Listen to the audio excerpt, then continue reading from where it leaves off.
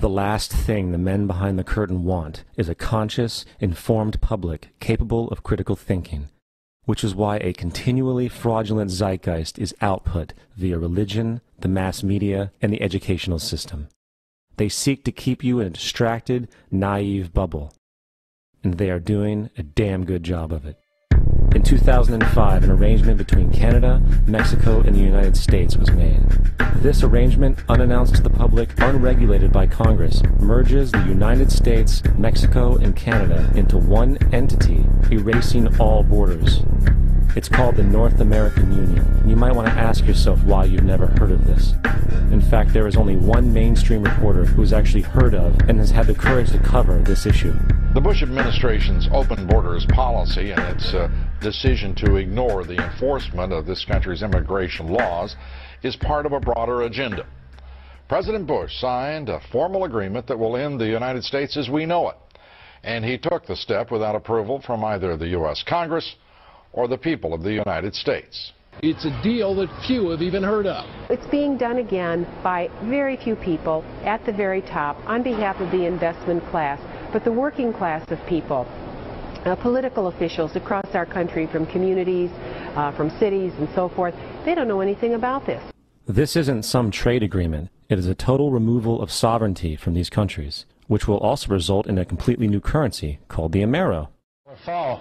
Apart from that, I think one thing people who are dollar-based need to focus on is the Amero. That's the one thing that nobody's talking about that I think is going to have a big impact on everybody's life in Canada, the U.S., and Mexico. The Amero is the proposed new currency for the North American community, which is being developed right now between Canada, the U.S., and Mexico to make a borderless community, much like the EU, and the dollar, Canadian dollar, U.S. dollar, and the Mexican peso replaced by the Amero. By default of this agreement, the American Constitution will eventually be obsolete. You would think that a situation like this would be on the cover of every major newspaper. That is until you realize that the people who are behind this movement are the same people behind the mainstream media, and you are not told what you're not supposed to know. The North American Union is the same concept as the European Union, the African Union, and the soon-to-be Asian Union, and the same people are behind all of them. And, when the time is right, the North American Union, the European Union, the African Union, and the Asian Union will be merged together, forming the final stages of a plan these men have been working on for over 60 years. A one-world government.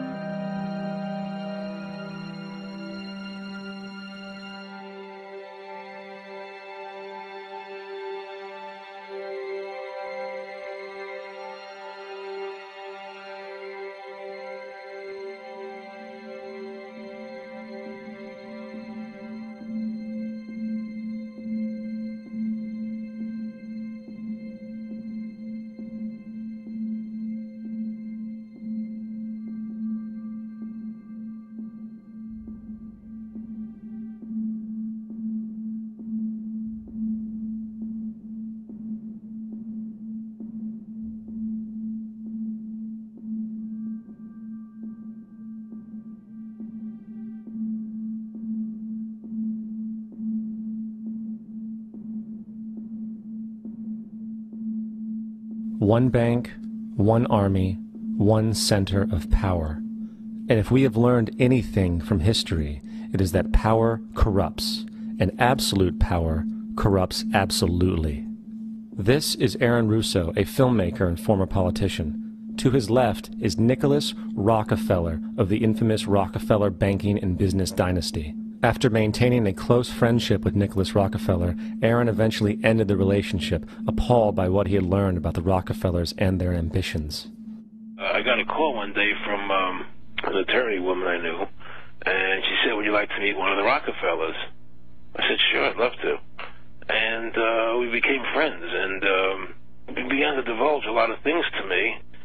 So he said to me one night, he said that there's going to be an event there, and out of that event, you're going to see, we're going to go into Afghanistan, so we can run pipelines from the Caspian Sea. We're going to go into Iraq to take the oil and establish a base in the Middle East, and we're going to go into Venezuela and try and get rid of Chavez. And the first two they've accomplished. Chavez they didn't accomplish. And he said you're going to see guys going into caves looking for they're never going to find. You know, he was laughing about the fact that you have this war on terror. There's no real enemy. He's talking about how by having this war on terror, you can never win it because so it's an eternal war. And so you can always keep taking people's liberties away. And I said, how are you going to convince people that this war is real? He said, but the media can convince everybody it's real. I mean, you know, it's just that you keep talking about things. You keep saying it over and over and over again, and eventually people believe it. You know, you created the Federal Reserve in 1913 through lies. You create 9/11, which is another lie. Through 9/11, you're fighting a war on terror, and now all of a sudden you go into Iraq, which was another lie, and now they're going to do Iran. You know, and it's all one thing leading to another, leading to another, leading to another. Now, I would say, what are you doing this for? What's the point of this thing? You have all the money in the world you ever want. You have all the power. I said, you know, you're hurting people. It's not a good thing. And he would say, what do you care about the people for?